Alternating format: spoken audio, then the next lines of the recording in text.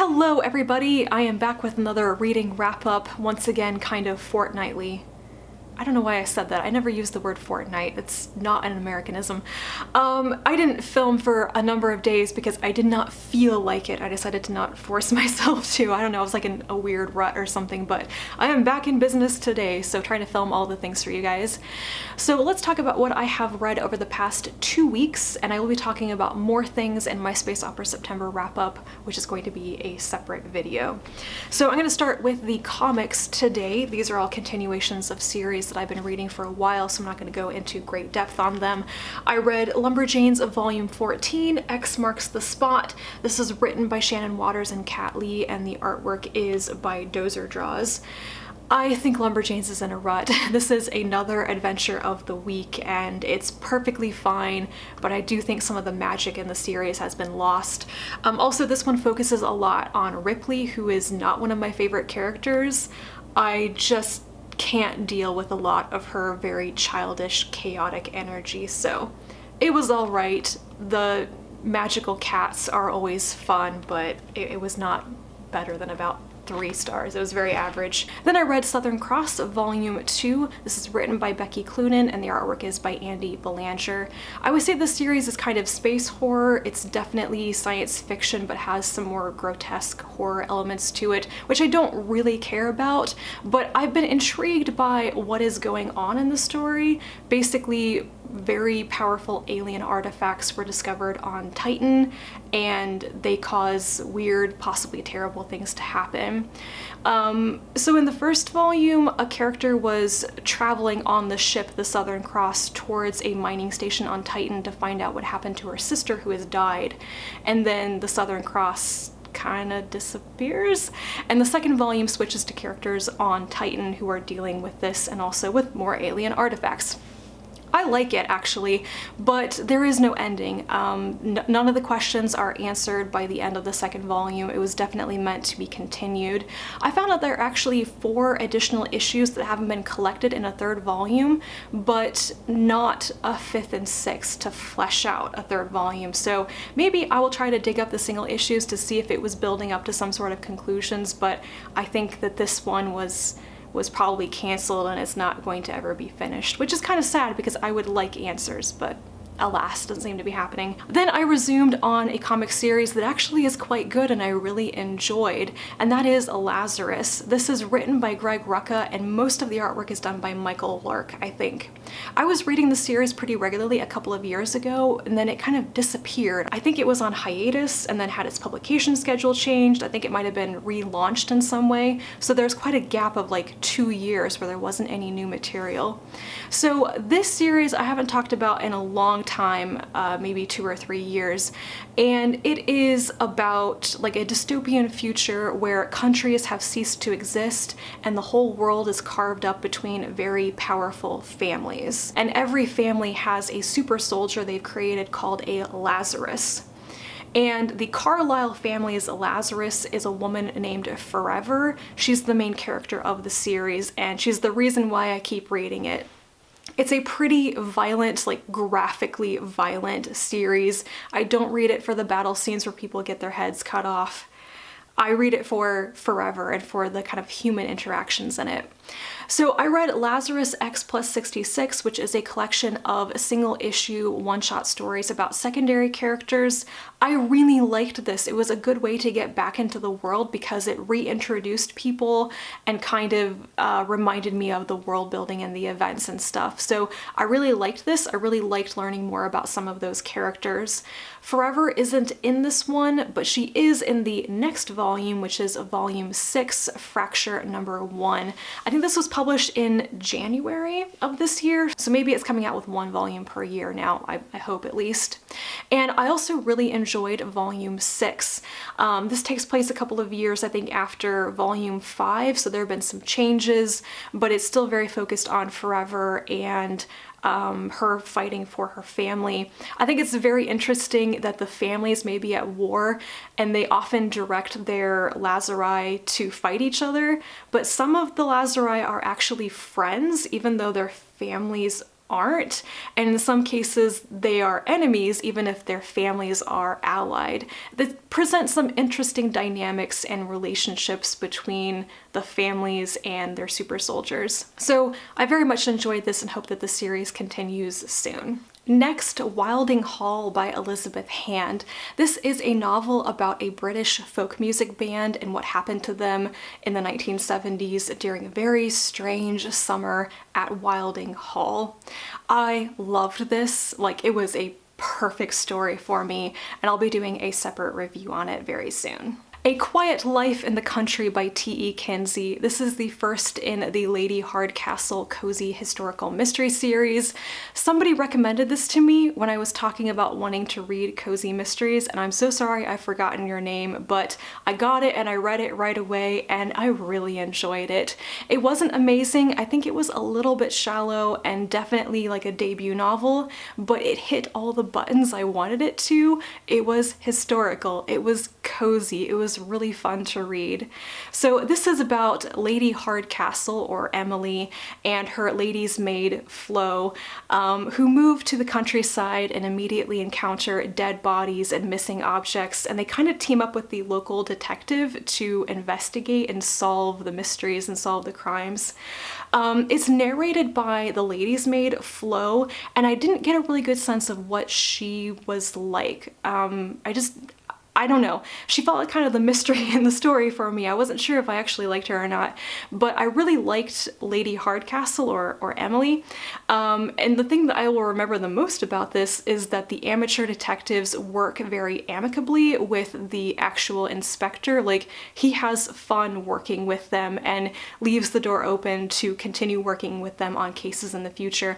And I think that's kind of unusual. Usually there's tension, let's say, as you might expect. Real police officers and detectives don't want amateur civilians butting their heads into crime investigations, but it really made this feel cozier and more comforting to read because of that. So I enjoyed this, and I will probably try to get more in the series. Unfortunately, I think that they're published through Amazon's publication imprint or whatever, which means they're not available in like libraries or Overdrive, so I might have to get some of them from Kindle Unlimited.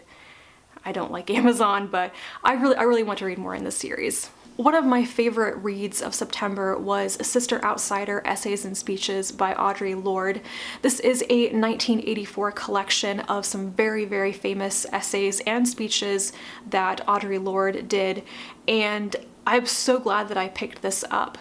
I gather that this particular collection and many of the very famous works in it were influential in the feminist movement, but also in kind of developing the idea of intersectional feminism. Lorde is absolutely talking about intersectionality, but before that was the term that people used. So much of this is about feminism, lesbianism, Black feminism, you know, the need for feminism in Black communities. A lot in there also about how Black men treated Black women at the time period that she was talking, and a whole range of things in this. One of the most famous pieces in this is the essay called "The Master's Tools Will Never Dismantle the Master's House," which is also a quote that people frequently use, and one of the best pieces in this. I really liked the second half of the collection more. Everything in it was interesting, but there were some really hard-hitting pieces at the end that I was just listening to the audiobook and had to stop what I was doing and think, oh my God, she's talking 30 years ago about the same exact things that we're still trying to deal with today. And it really struck a nerve in me at the time. I think this is actually a pretty important collection to read if you're interested in feminism and some of the core works of feminism and how that, of course, intersects with many other issues like racism. And I feel also like it's a bit of a time capsule. This is a feminist discourse from the 1970s and the early 1980s, and things are different now, but not altogether different. I did feel like maybe if I'm going to read older works like this, I should probably also read about the history of feminism and the different waves of feminism. And so some of the things that Lorde says in this don't quite jive with how we talk about feminism today, for example. And I think that I needed more context for the history and evolution of feminism to understand some of that. Next up is Outer Order, Inner Calm by Gretchen Rubin. I read this as kind of an inspirational top-up on decluttering and organizing, and it did that for the most part for me, but I honestly felt like a lot of it was very bland, repetitive advice. There was nothing in this book that I hadn't read in more engaging ways in other books on the topic, and I noticed that a lot of the tips that Rubin gave were very repetitive from section to section, so there actually isn't as much individual advice in this as you might think. She's just repeating similar things under different names and in slightly different ways, and that kind of started to bother me because it's a very quick read. It's a very slim book with lots of white space on the page and not nearly as much substance or research as I kind of expected it to have. So it's all right, but not something I'm going to come back to. And lastly, I read Kitchen by Banana Yoshimoto. This is translated from the Japanese by Meghan and Backus. I've wanted to read this for years, and now I finally know what it's about, and it was not what I expected.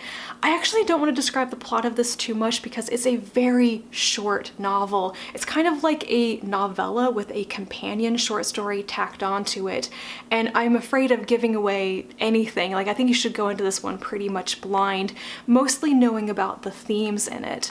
I think that's the important thing to know about this is I would describe this as a lovely, comforting story, even though it is about death and tragedy, loss, loneliness, and depression. There's a lot of grief in this.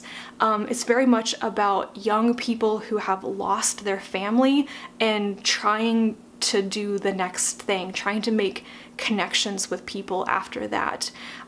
Just really struggling with that feeling of being completely alone in the world. So the main story in this follows a young woman named Mikage when, after her grandmother, her last relative, dies, goes to live with a young man named Yuichi and his mother Eriko. She doesn't really know them, but they knew her grandmother and they want her to come live with them. And I wouldn't say it's exactly a found family situation, but they do kind of form their own family unit, and then more death, more grief. And it was so lovely to read. I didn't want to put it down. It made me feel sad, but then also kind of lifted me up with the resolution and how things actually turned out. The companion story at the end is completely different characters, but thematically linked. It's also very much about young people who are experiencing loss of loved ones. And I didn't love that bit of it so much, but it was definitely linked to the point of the first part of this book. I'm very glad that I read this. I would like to read more by Yoshimoto in the future, so if anybody has recommendations on her work that's been translated to English, definitely let me know. This one is practically a beloved classic at this point, and I can see why.